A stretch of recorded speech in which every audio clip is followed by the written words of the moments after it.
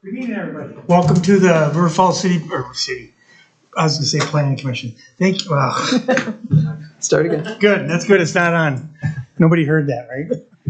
Welcome to the River Falls City Council meeting. The first thing we'll do is stand and say the Pledge of Allegiance. Pledge allegiance to the flag of the United States of America and to the republic for which it stands, one nation, under God, indivisible, with liberty and justice for all.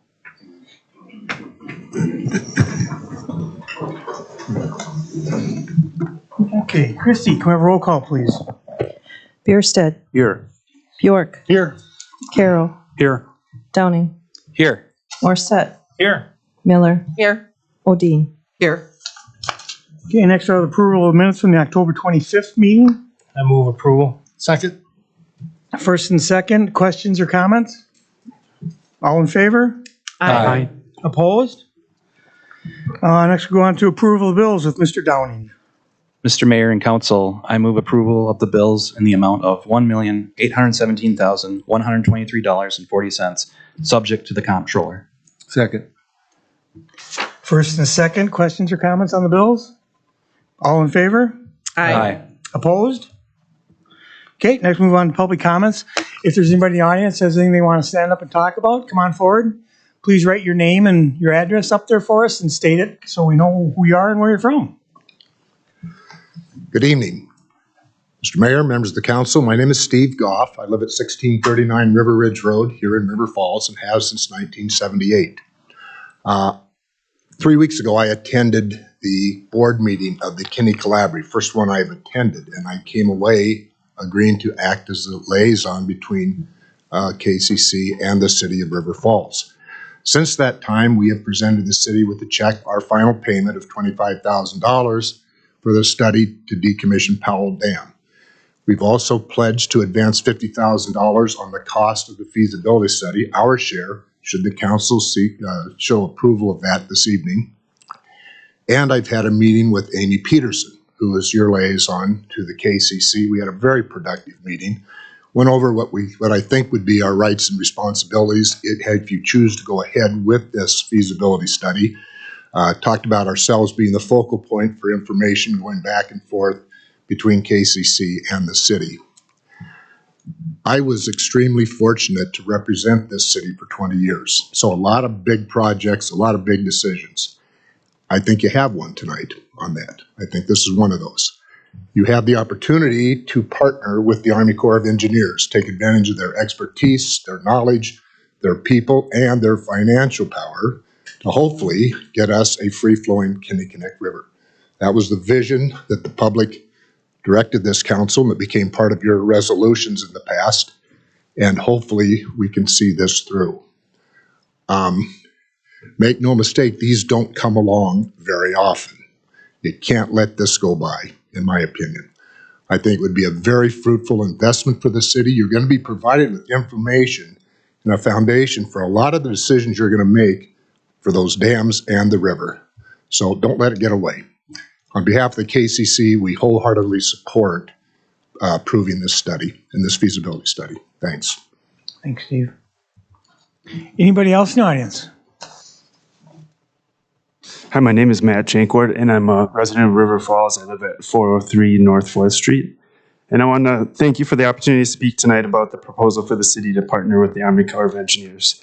I moved to River Falls almost 5 years ago, and one of the things that drew me here was the excitement and opportunity I felt to wait at the city following the council's vote to remove the 2 existing dams on the Kinnickinnick River. I wanted to witness this and be a part of a community embracing a restored Kinney running through its city limits. It's a project that not only would restore the long-term health of this amazing river, but also add to the vibrancy of the small town community I have grown to love. I also felt that the restoration of the Kinney could be a community-wide catalyst for civic engagement and restoration efforts involving the University School District and the community in general. It is important for the city to find an economical way to move forward on the dam removal and restoration of the Kinney. I feel a partnership between the city and the Army Corps of Engineers provides an opportunity that is in the best interest of obtaining the goals and residents in restoring the health of the Kinney while addressing the vision set forth in the Kinney Corridor Plan. I hope you will vote yes to partnering with the Army Corps to continue this process. Thank you. Thanks, Matt. Anybody else in the audience?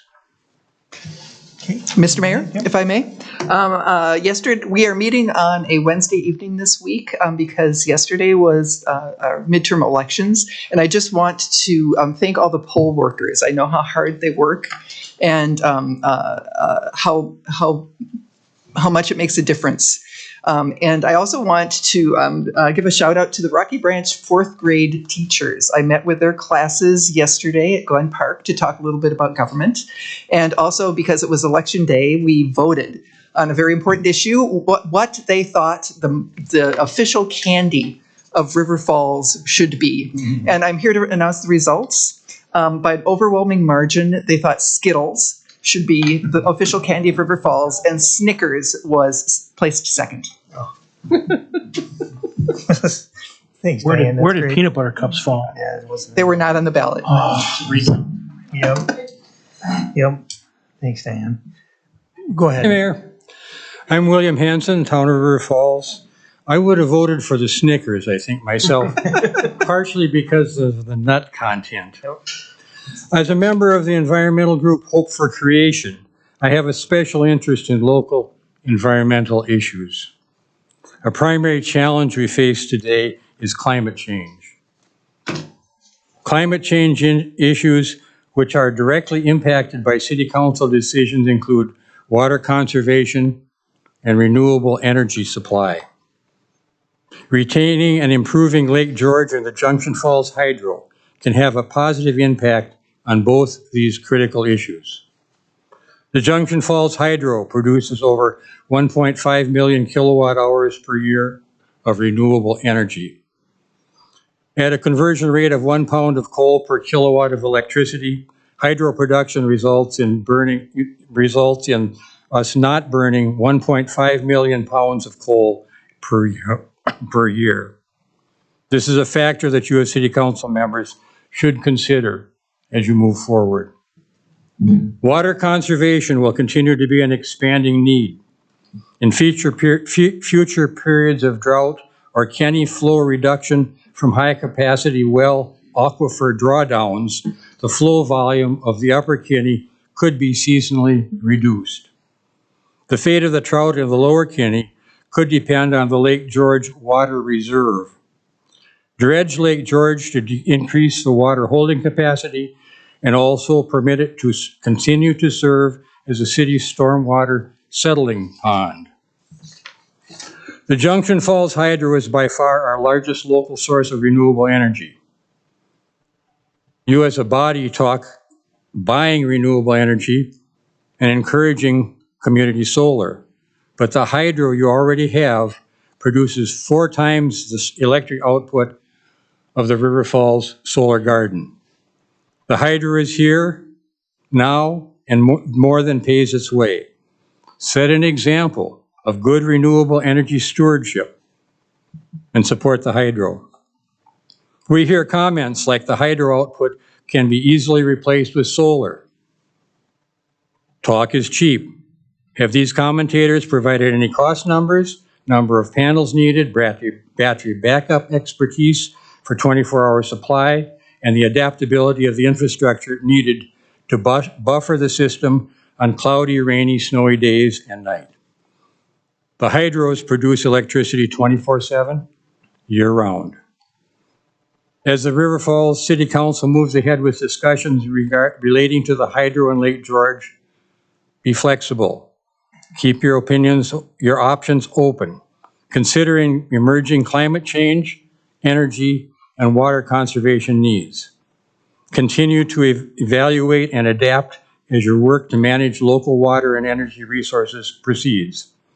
This is critical for the health of the earth, our common home. I encourage you to support the Junction Falls Dam, Hydro, and Lake George for their positive local environmental impact. Thank you. Thank you, Mr. Hanson. Is there anybody else?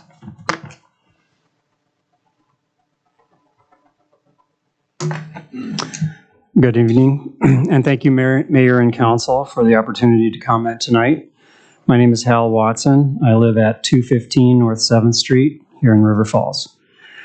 I'm here to let you know that I support the resolution that has been brought to you by staff to enter into the study with the U.S. Army Corps of Engineers. I believe that the study and the alternatives that it will examine are consistent with the final recommendations of the 11-person Kinney Corridor Project Committee, which was led by Mayor Tolan, as well as the Kinney Corridor Plan, which had significant engagement from a large number of city residents. In addition, this study and the options that it will examine are consistent with the 2018 unanimous vote of the City Council resolving that the future of the Kinnickinnick River corridor should be based on a long-term vision of a free-flowing Kinnickinnick River. This study presents a tremendous opportunity for the city. The U.S. Army Corps of Engineers has experience in dam removal and a track record of river restoration that is highly regarded by staff and all of the stakeholders. At a minimum, at the end of this study period, the city will have a detailed roadmap to the various alternatives and a much deeper understanding of how to proceed. Moreover, should the study lead to a recommendation that is acceptable to both the city and to the Army Corps, completion of this study and an agreement to move ahead can unlock up to $10 million federal dollars for these dam removal projects to which the city is already committed. This would constitute a major financial benefit to the entire community. Thank you for your time and service on the council. I urge you to vote yes on the resolution before you tonight. Thanks, Hal. Is there anybody else in the audience? Come on up.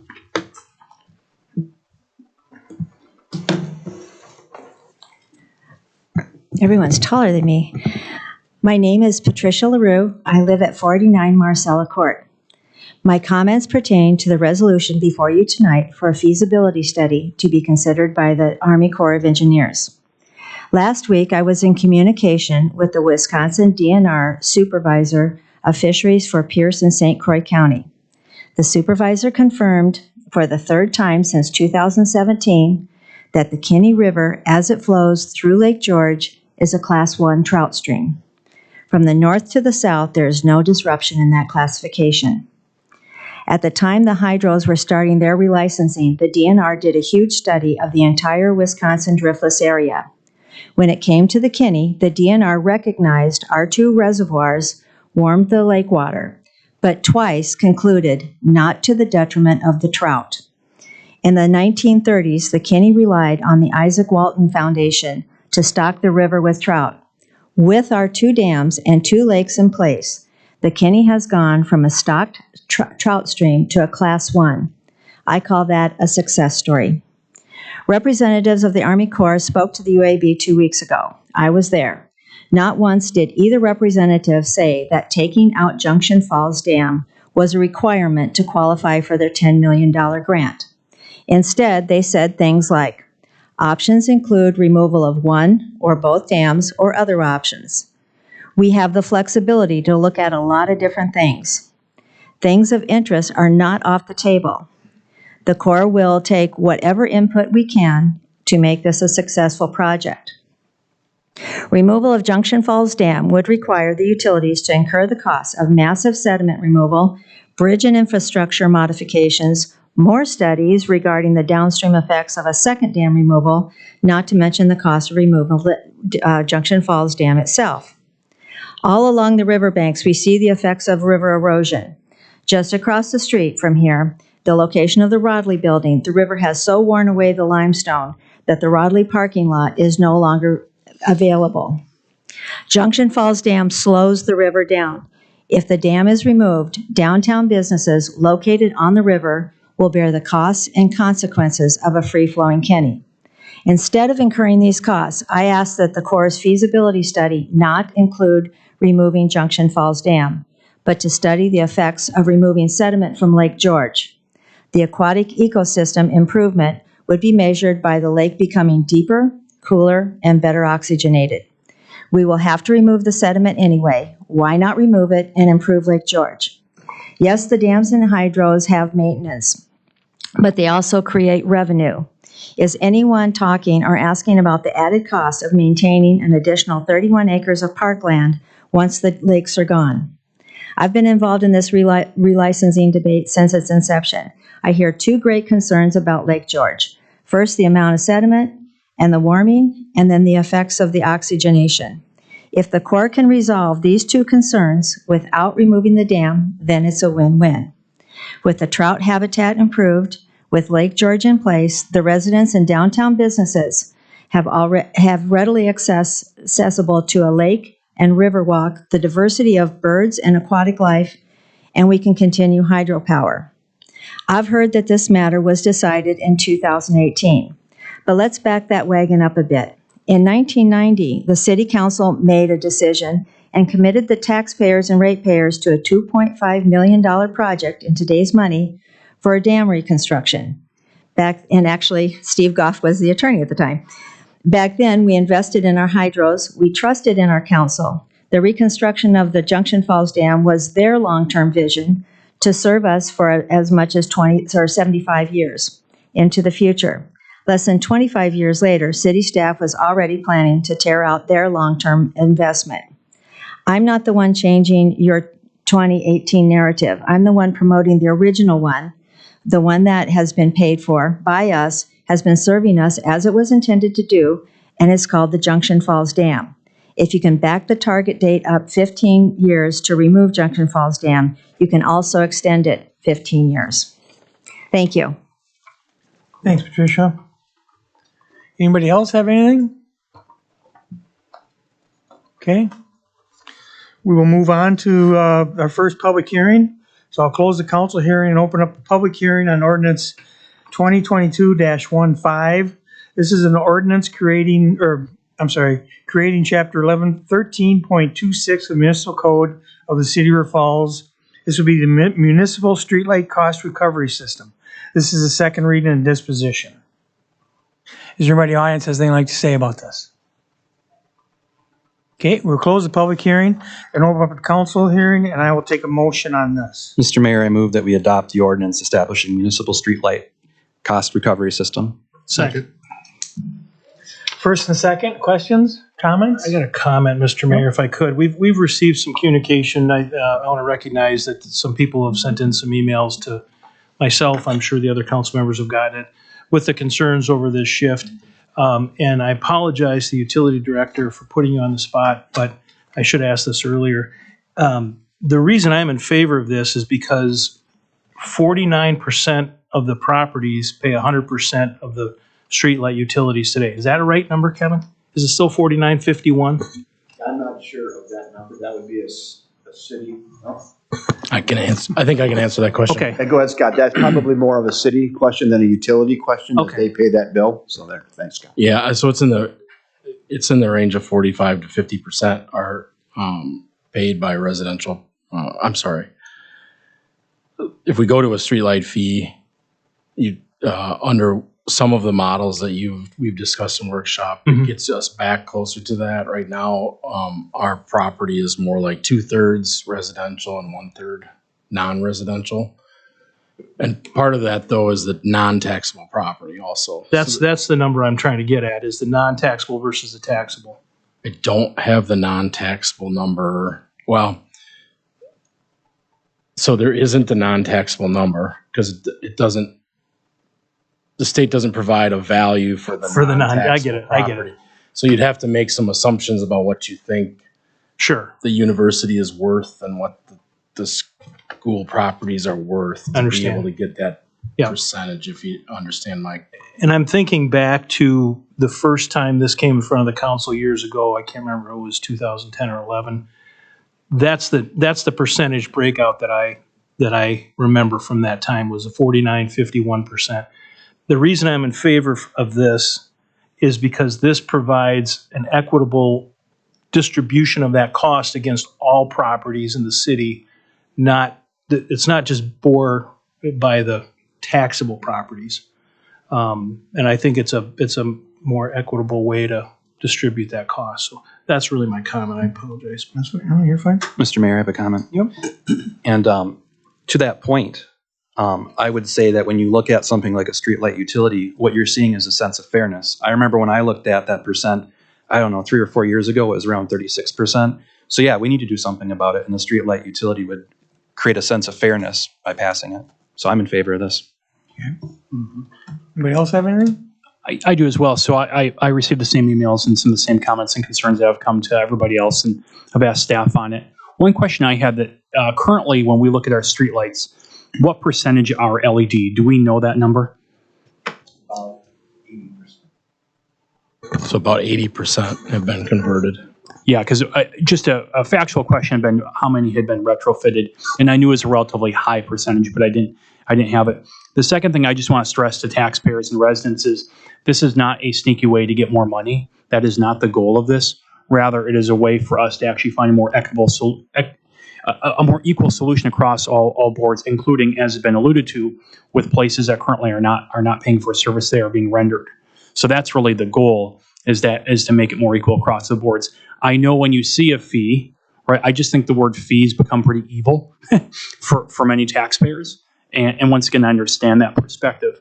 But I don't think if you sit with us and been through the workshops, and this has now been, I think, year 12 or 13 that's been debated in some level between council and staff, there is a reason why it's being adapted, not just here in town, but throughout the metro and then greater throughout the state of Wisconsin. So just encourage you to trust that a city that has been frugal and the city that has always had pretty, I think, has always sought to have a good tax policy and not be a high tax place, right? We're not trying to do that. Trust those people who you've trusted this whole time. Continue to trust that they're making wise decisions today as well. Okay. So we have a first and a second. All in favor? Aye. Opposed? Okay. Next, we'll close the council hearing and open up a public hearing on ordinance 2022-16. This is an ordinance creating chapter 12.23 of the Municipal Code of the City of River Falls for a motor vehicle registration fee. This is a second reading. Does anybody in the audience have anything like to say about this?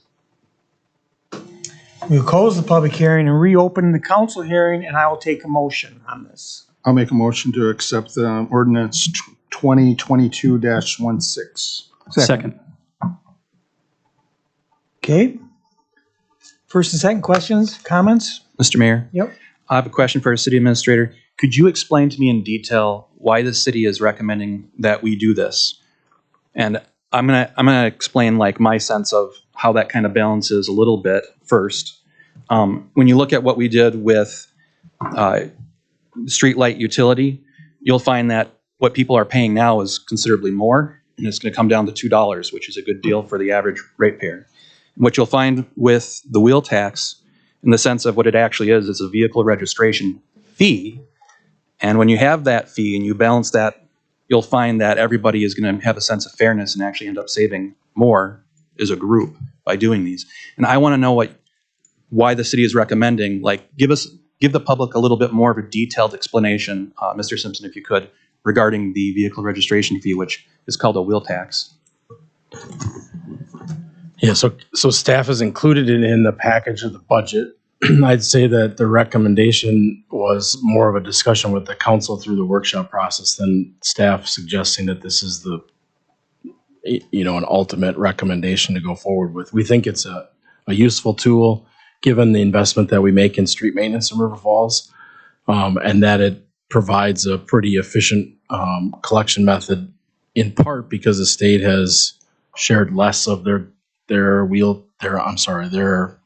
gasoline tax and income taxes with cities. And this is one prescribed fee that the state has put in place of cities, and we've heard from legislators and others, not necessarily our local legislators, but on a more general and broad basis from legislators, that if you need more money and you don't want to do it through property taxes, here's an option for you to do that, specifically for road maintenance, which is, we have just in our ongoing preventative maintenance program, we schedule about $600,000 per year for street maintenance. That doesn't include special projects like the reconstruction of Wasson Lane, or Cascade Avenue or others, just our regular scheduled maintenance. And so this fee would provide about 1/6 of the funding for that. And then we would use, in addition to the vehicle registration fee of $10 per vehicle, then we would also use state transportation aids to try to cover some of that other maintenance. So fees tend to be, the way fees in River Falls are, they tend to be fairly transparent, meaning they're on the monthly bill so people can see itemized what the fee is for. Then they have the ability to see what the fee is used for. Whereas if you use general property taxes, it's kind of, we try to provide a lot of transparency in that also, but it's easier to get lost in what's spent on the larger numbers. So it's a tool. It's not a perfect tool. It's not even what staff would consider a great revenue source or methodology, but I'd say it's an okay, a pretty adequate one. And there's a really low administration of this fee, which is another thing that's helpful, is 99.98% of the fee is going directly to the street maintenance. So it doesn't have a high administrative cost either from the state or locally for the city. So that's some of the reasons we've discussed in workshop. And would you agree with the phrase that you get what you pay for when it comes to a vehicle registration fee? Yeah, I mean, I think it certainly ties in fee payers' mind an expectation of high level of service related to street maintenance. Thank you for your detailed explanation. Anybody else have anything? I guess I had another question, Mr. Mayor. So looking at this, just walk me through, I'm a family and we have 2 vehicles. How, just so that we can understand for public comment, how does the city receive this fee? How do you know I have 2 vehicles, all those things? So the city doesn't do any of the investigation or billing, invoicing, or it's all related to the state's registration fee process, vehicle titling process. And so as many people already do that are in a county which pays a vehicle registration fee, it's already on the postcard or the email you get, depending on how you signed up with the state to get your renewals. You would then pay that additional $10. It would be designated the city of River Falls, and then we get $9.90, I think it's $9.87 or something like that back from the state, and it's, automatic with, deposit from the state. So it's a very low admin fee. So we are contributing some to the state's DOT through this because they get some, I think it's 13 cents, 17 cents for every bill, whether we charge 5, 10, 20, 30, I believe that's the same. So it's basically, I think trails by a month because registrations come up each month for different. So in a household like mine that has 4 vehicles currently, every time, October, September, January, February, whenever those license plates come up due, then you would pay it to the city. So if you just renewed in November, we passed this, there's a few day period before this can go into place. So I don't know that we'd necessarily hit January of 2022. So if you just renewed your registration, then you wouldn't pay this $10 fee again until October of 23 for that vehicle. Does that answer the question? Yes, it does. Thank you. Okay. So first and second, all in favor? Aye. Opposed? Okay. Next, we'll close the council hearing, open a public hearing on ordinance 2022-17. This is an ordinance appropriating the necessary funds for the operation of the government and administration of the city of River Falls, Wisconsin for the year of 2023. I'll take a sorry. Is there anybody in the audience that has anything like to say about this? Okay, we'll close the public hearing and open up the council hearing, and I will entertain a motion. Mr. Mayor, I make a motion, we approve ordinance 2022-17, appropriating necessary funds for the operation of the city. Second. First and second, questions or comments? Christie, may we have a roll call, please? Odine. Aye. Downing. Yes. Morissette. Aye. Miller. Aye. Carroll. Aye. Bierstedt. Aye. Bjork. Aye. Okay, we will close the council hearing once again and open up another public hearing on ordinance 2022-18. This is an ordinance amending section 8.28.020.0 and creating section 8.28.939.c related to noise control and exceptions thereto. And this is the first reading. Is there anybody in the audience that has anything like to say about this? Okay, we'll close the public hearing and open up to the council if they have any questions on this. I have one question. I think it's good and logical that we're looking at creating an ordinance like this, but I noticed that it goes from 10 p.m. through 6 a.m.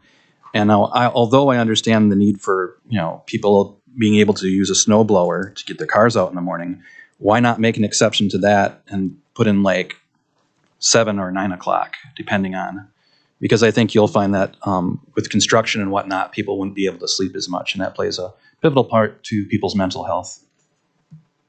So something to think about. Okay, anybody else have anything?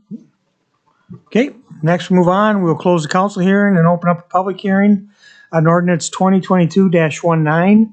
This is amending the official parking control map for no parking zones between Meadow Drive and on West Cascade Avenue. This is the first reading again. Is there anybody in the audience that has anything like to say about this? Yep, come on up. My name's Rebecca Ferguson, and I live at 2315 Rangeview Lane in that neighborhood. And we've had a great deal of construction going on. And of course, I'm a NAMBY, and I don't want it in my backyard, but I do, because I want River Falls to grow.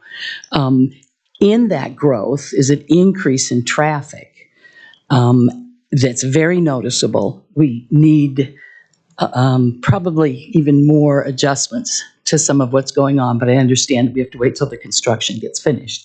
But this would be very helpful. We use the intersection at Meadows and Meredith, and you have to pull out so far to see if somebody's coming. And in that neighborhood, it's a fast shot, so people are going very rapidly. We also were walking, my husband and I, the other day around the park, and actually saw somebody pass people on Meadows. So thank you for bringing it up, and I hope that you'll pass it. That's it. Thanks. Anybody else in the audience? Okay, we'll close the public hearing and I will open it back up to the council for any questions they might have. I don't have any questions. I'll just make a comment that I'm glad to see us revisiting this. The first time we looked at it, I was in favor of no parking, but I also have a resident who lives right behind Miss Ferguson, actually, who has a lot of sway over me. It's my parents, and they're quite in favor of this as well. So, okay, move on to the consent agenda.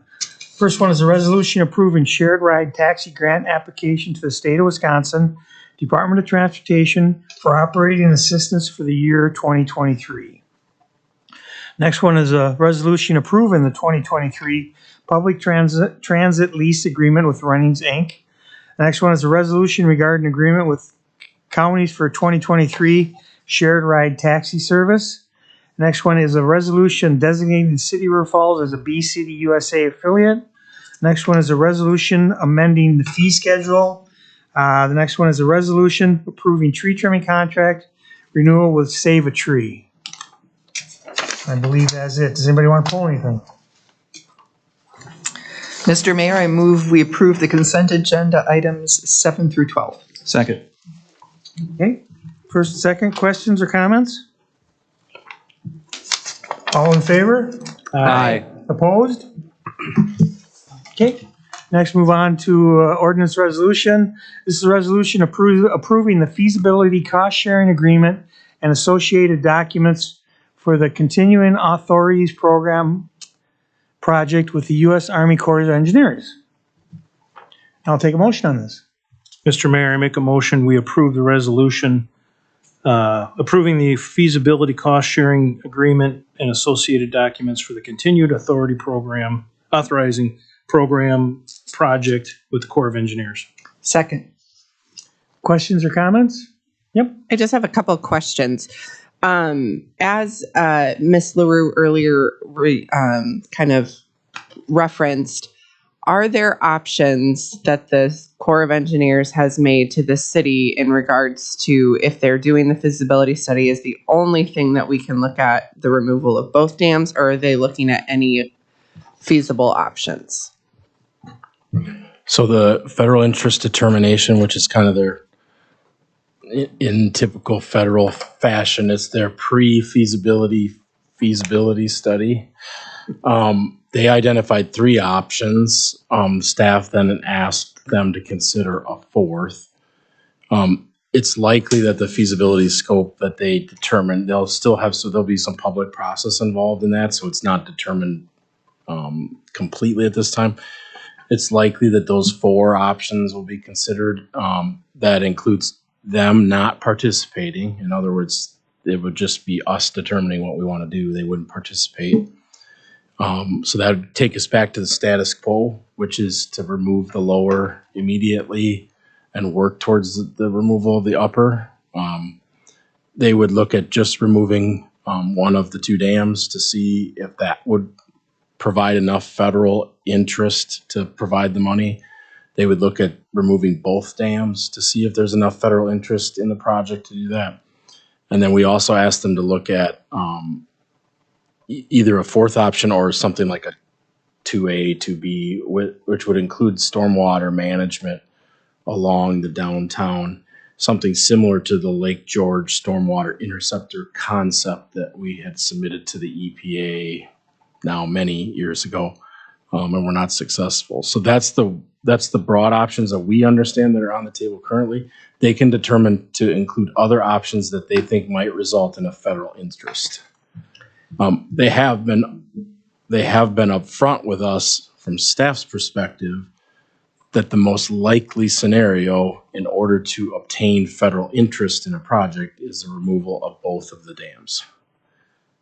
And how would citizens who are interested in alternative options to the 4 that you provided get involved in the process to potentially provide those alternative options? There'll be, I believe there's at least one public meeting that they'll be able to provide comment at a physical meeting or a virtual meeting. I'm not sure how the Army Corps does their meetings. It is being led out of the St. Paul office, so I think there's a high probability that it's an in-person meeting here. And then they can submit comments to staff. Amy Peterson at the city is the project manager for the Kinney Corridor Plan implementation. They can submit them to myself, and they can obviously submit their interest to the mayor or the council members that they have, depending on their trust level or their interest in. So they can directly be involved or indirectly involve a staff, or they could be indirectly involved through the council and the mayor. Okay, and my last question is, during this process with the feasibility study, there is the option at any time, if the city or citizens say this isn't what we want to do, that this will come back before us for us to vote on the final project before it goes to the Army Corps of Engineers, correct? Yeah, there's a couple opportunities for the council to call a timeout and say they don't want to proceed any further. The main one, or the one that we expect or we know we'll get to, is if the feasibility goes forward and everybody's satisfied with the scope and they do the feasibility study and they complete the feasibility study, that doesn't automatically trigger a project. There's a whole nother process of us reviewing the feasibility study. The Army Corps will tell us what their willingness to participate in one or any of the projects would be, and then what their support would be of those projects. And then the council has a requirement to say, are we going forward or not? They're also in the agreement with the Army Corps on the feasibility is if we don't think the feasibility is going well, we have some ability with 30 days notice to say, let's put a stop on this. We still have to pay for any work that's in progress, but they'll stop doing any further work. So if there was a point at which Ms. Peterson or myself felt that we weren't headed down a productive path, and we didn't want to spend, more money on it, we'd have the ability to kind of raise the flag and say, let's stop. And then it would likely take an official action by the council to do that. So, so I think feasibly there's two places that the council can take a timeout. One we know for sure is going to happen. We don't know for sure because you might not go through the feasibility, but it's likely that you're going to get all the way through the feasibility, and then you'll have to make a decision if you want to continue.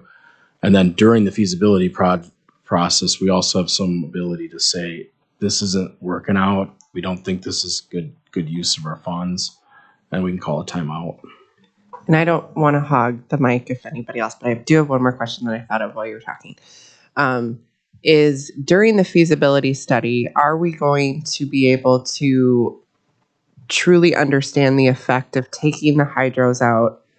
If that's the plan that goes through, will we have a clear understanding of how much more ratepayers would pay for electricity in the city so that we can have that data in front of us when making a decision? I think the feasibility study will provide us a depth and breadth of information that we may not already have related to those. Okay. I would suggest to the council, though, that that's primarily responsibility of city staff to provide you that data. So we've already started some of the preliminary data, like if we stopped, what would be the accounting impact on the books? What assets would come off? What assets would come on? What depreciation would be related? What do we have to pay off? And what are the costs to do that? Now, there's been all kinds of estimates already through this process, so there's a lot of good information for people if they want to have a good guess. But we expect that the council's going to want to know, like, if you pull the plug, exactly what does it look like for the project? So both from a practical, pragmatic cash basis, but also then we have to do generally accepted accounting practices. And so when you retire an asset that's owned by an enterprise fund, you have to account for all of those expenses and try to understand how to true up the books. So thanks, Scott. Does that make sense? Yes, absolutely. Okay. Thank you very much. You maybe have already answered this, Scott, but I just want to understand. So this Corps of Army Engineering project, when it's all said and done, they'll have a proposal and saying, here's what we suggest we go forward with, being the Army and the city. That's what this is only a study to say this is what they're proposing. Yes, and to clarify, it's the U.S. Army Corps of Engineers study. Right. So they're determining if it's feasible for them to participate in one of these options. I think their studies seem, at least from the ones that we've looked at or tried to talk with them about, they're going to point to one that says this is what we think you ought to do. But they also may point to one that says, you know what, this just barely made it over the threshold. We're willing to participate. We don't think it's the preferred. And that's the one that would be, if I think in this case, if they said, yeah, we actually can determine that it's worth us being involved, even if you just take out one. It's still their current fee structure or funding structure is 33% local and 66% federal. So if they said, well, that's only a $4 million project or a $5 million project, they don't give us $10 million. They don't give us the whole $5 million. Mm-hmm. The $10 million is the max on a 66% share. But what they're angling towards is what is recommended to do an ecosystem improvement project as they scope it out. So they'll determine the different scopes and say pros and cons, plus and minuses. Is there a possibility that they could give us two proposals saying here's two options or three options that you could go and you guys choose what's the best, or is it only going to be one option that they will present to us? No, what they've indicated to us is that they will review each of the alternatives. Mm-hmm. Whether they tell us strongly that 1, 2, 3 are feasible, that'll be determined by their study. And for example, we asked them the question about stormwater. We said, do you think stormwater will have to be part and parcel? Might it be you can do it if you want to, and we'll do it because we think there's value, but you don't get any more money for it? Might it be that some combination of that? And they said yes. It might be, they may say, we're only going to do this project if you remove both dams and do the stormwater, and we think it'll cost this many million, and we'll provide 10. They may say, yeah, we'll do it just to remove the dams, the 30 acres of area restoration and 1 mile. And if you want to do stormwater, that's up to you. We don't need it to have a federal determination. So we're not, you don't know until they go through the feasibility. They've given us, again, they're not being coy or winking or nodding or anything like that. They've suggested that when they did the initial federal interest determination, it looks to them like removing both dams and doing the larger project will stand up to the feasibility based on their experience and knowledge, but they actually have to do the feasibility. And they said there's always things that might come up that they don't know about. So that's what they're working towards kind of, and that's where the FID had the initial estimate. So that's how they kind of You just said justified. they're working towards taking 2 dams out, or what do you mean by, or intend by saying that? That's what they did for estimates. They did a cost estimate for just taking out one, taking out both. And when they did the initial federal interest determination, they used those costs to determine if there would be interest. And obviously they're willing to consider just the one. They haven't eliminated that through the FID process, which I believe they can do. So if they go through the FID process and say, that one's not going to work, they can take it out. But they also want to do a reasonable scope of alternatives so that they can weigh each other against, that's one of the ways that we understand the Army Corps weighs the cost and benefits, is they can see a relative cost and benefit also.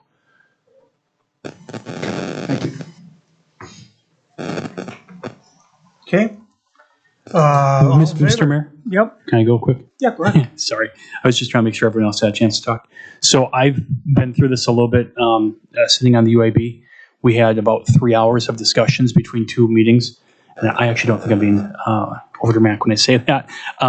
We ended up with a special meeting to discuss this, and ultimately with unanimous recommendation brought it to council tonight. I appreciate everyone who's been involved in this process. I think this feels like the final leg of the beginning of the end. It's been, there's that good Churchill quote, I can't recall about that. But this has been a hard process for a lot of people. I think there's been a lot of things involved in it. There's a lot of passion that the dams clearly elicit, and there's passion on Lake George, and we want to acknowledge that, or at least I do. But when you look at this, it is about a study. And because it's about a study, we can really focus in on that is the core of what we're talking about here. And when you look at this, Scott and both Kevin have said that the study will give us good data. So regardless of the scope of the project in the future, we are getting something from this that will be very beneficial to the city. And because of that, I think it's important we move this forward and just move on with this resolution. I think we've had a really good discussion, had a lot of different impacts and inputs from people, and had a long time to talk about it. But I think tonight's a good chance for a resolution to move this forward. Okay. All in favor? Aye. Opposed? Okay, next move on to administrator's report. Anybody has anything for Scott? Scott, if you got anything for us? Mayor and Council, I did want to recognize Mr. Downing for his work on the B City resolution. I did put it on the consent agenda because I knew the council would vote for it, but appreciate having the chance to work with Mr. Downing on that and on his committee. I do have some numbers that might be interesting to the group. First of all, upcoming dates. So November 11th, which is Veterans Day, we do have employees working on that day. We do have our offices closed to the public as we're doing some citywide training and work around our facilities. November 22nd is the next city council meeting at 6:30. City offices are closed again then on November 24th and 25th in observance of Thanksgiving. And we don't want people to forget about the River Dazzle on November 25th. I have a few election statistics that may be of interest. The total number of registered voters is 8,410. We had 2,149 absentee votes this election and 4,101 voters at the polls. So we had 6,520 voters. That was about a 75% voter turnout. Absentee, for those that are interested in knowing the split, it's changed a little bit. I don't have the numbers from previous elections, but it seems to me this is the number. We had 1,284 by mail and 921 that were in person. So we had pretty significant in-person absentee voting this time. And there was special voting deputies absentee was 28. So that would be folks that had a specially trained voting deputy assist them. Some compost updates. Grinding activities are continuing through this week, so there is some grinding actively going into that. That may reach into next week, depending on the volume that comes into the compost site. The site is open during the daytime hours. Tomorrow, 8 to 3:30. Let's see, that'd be Thursday and Friday, correct? Just tomorrow. So it's today and tomorrow, 8 to 3:30. So that won't help you if you're at 7:30 at night today. Tomorrow, 8 to 3:30. And then this weekend and likely through the end of November will be the following. Saturdays and Sundays, 10 to 2, and Tuesdays, 8 to 3:30. And we appreciate that we've communicated different times and tried to be flexible and hope the community appreciates that the compost site is something different this year than what we normally have staffed. And we also have our other fall maintenance, winter maintenance items to make sure we accomplish with those same crews. So we don't have extra crews to monitor. So it's likely that we'll be able to go through the end of November with this schedule. But if we have major snow or ice events or stormwater ponds clogged with leaves where we need to go out and take care of it, we have to do those efforts too. So we'd encourage people to get their yard work done as soon as possible and get those leaves that you want us to have to the compost site. With that, I want to echo what Councilmember Odine said. I had the opportunity to visit all of our polling places yesterday. Very impressed with the work that's done. I believe I voted during the peak of the line season at 7:15 a.m.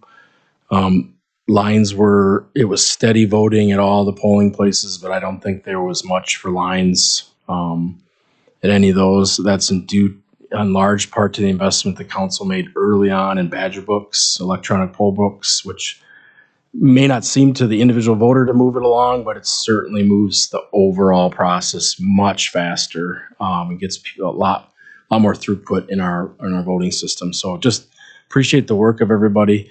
And increasingly, we've always appreciated a lot of volunteer, or what I consider volunteers, for the pay that they get. And we've increased the number of our regular full-time staff that are all in the polls. We kind of do an all hands on deck and do that because that's necessary to do that. Appreciate people's courtesy and patience and politeness, and we had very little to report about the polls in River Falls, and that's the way we like it. Drama less poll. And we'd encourage other people that are interested in taking a role in election days, which are going to include working at the polls or being an observer, to let us know how you might be interested, and we'll try to accommodate that or get you to the person that, in the case of the observers, gets you on those lists. So thanks to everybody who put on a great election. Mr. Mayor, if I could, I just was reminded about Veterans Day.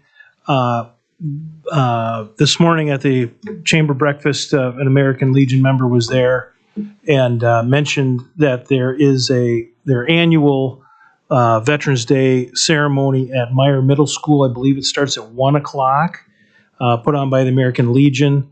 And the Meyer Middle School students, one representative from each grade, reads an essay.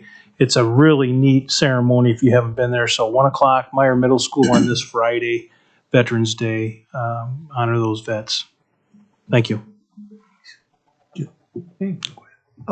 I just wanted to echo what City Administrator Simpson said about the staff working at the polls. I was an election judge at the Falcon Center on campus, and I left yesterday just happy and excited. We had a steady, I was doing registration, and we had a steady stream of new people voting, and they weren't just college age students. We had people in their 30s and I'm going to go late 20s, 30s, registering to vote for the very first time. So it was just a really exciting day, and I cannot thank enough Tyler and John for their help with how to register people.